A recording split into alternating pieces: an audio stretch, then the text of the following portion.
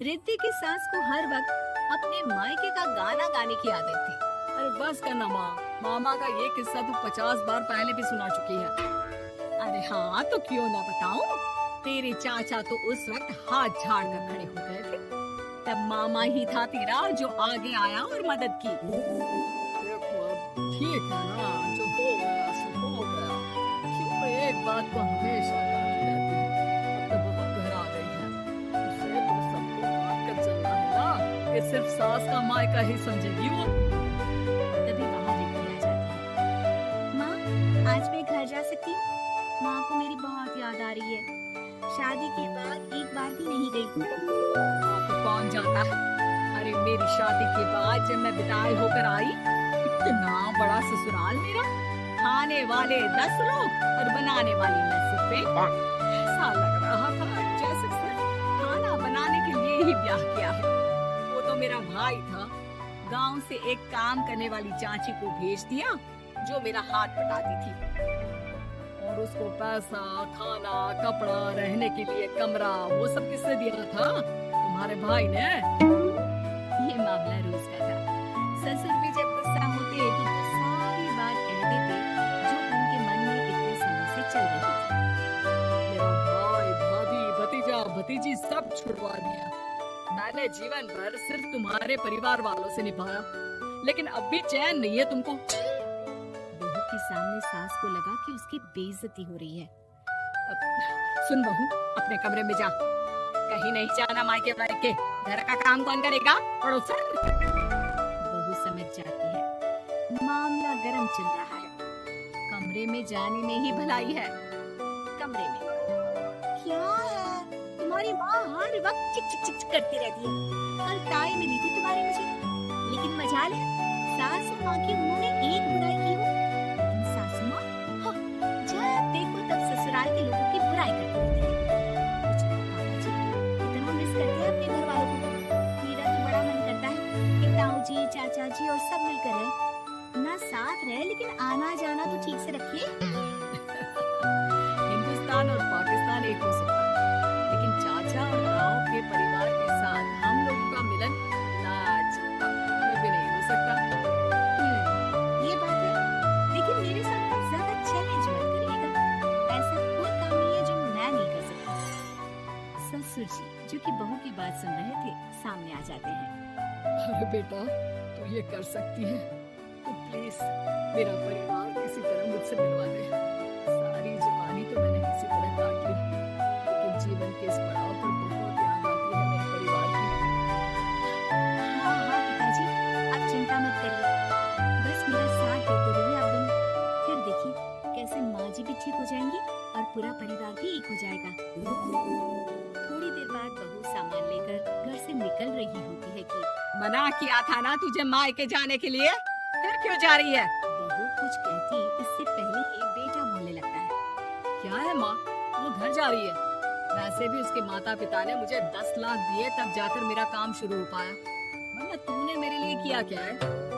अरे वाह बेटा, बचपन से पढ़ाया लिखाया, तेरे दुख दर्द में जगी, और आज वो लोग तुझे सही लग रहे हैं?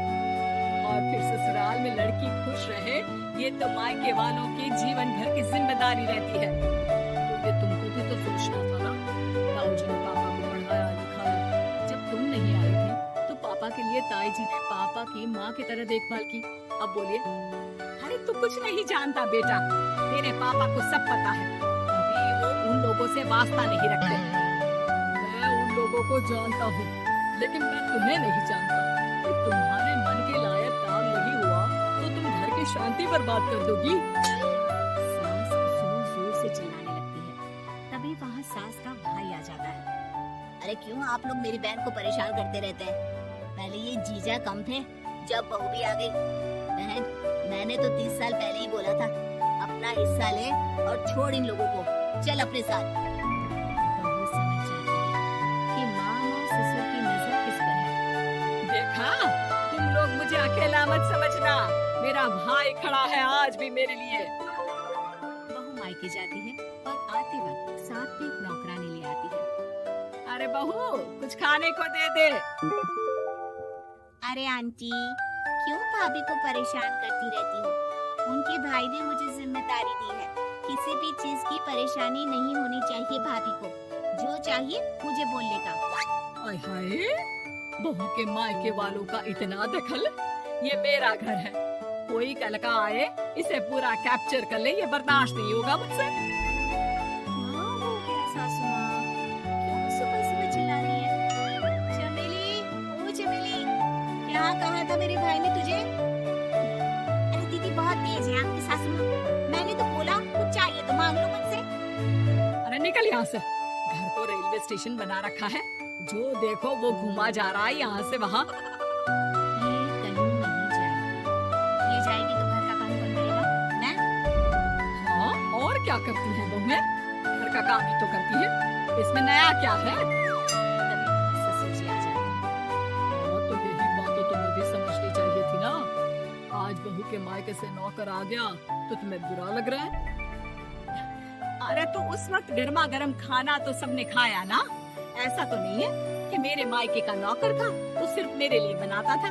अरे निकालो इसे फिलहाल, बाद में बात करती हूँ। सास का गुस्सा जोर से नौकरानी पर फूटता है।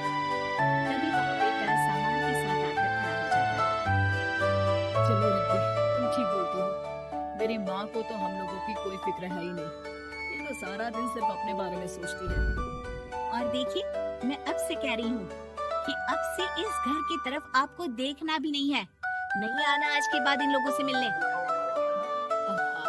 बस कभी कभी दिन में 2 बार मिलने आ जाओ। नहीं, बिल्कुल नहीं। ससुर झूठा नाटक करते हुए। मेरी बीवी ने मुझे मेरे ही परिवार से दूर कर दिया, आज बहू मेरा इकलौता बेटा दूर कर रही है। हाय, कैसे जीऊंगा मैं? वाह, वो भाई जो आपको बेटे की तरह मानता था, उन्हें छोड़ने में तो दुख नहीं हुआ। आज खुद का बेटा छोड़कर जा रहा है, तो कैसे जीऊंगा? बढ़िया है। अब सास समझ चुकी थी कि उससे गलती क्या हुई है। मुझे माफ कर दे बहू। अब मेरी समझ में आ गया कि अपनों से दूर कर बीवियां पति का भला नहीं बल्कि उन्हें जीवन में अकेला कर रही हैं। मुझे माफ कर दे, मैं अब सबसे माफी मांग लूंगी। ससुर जी दूर से बहू को ऐसे ही वीडियोस को देखने के लिए हमारा चैनल सब्सक्राइब करें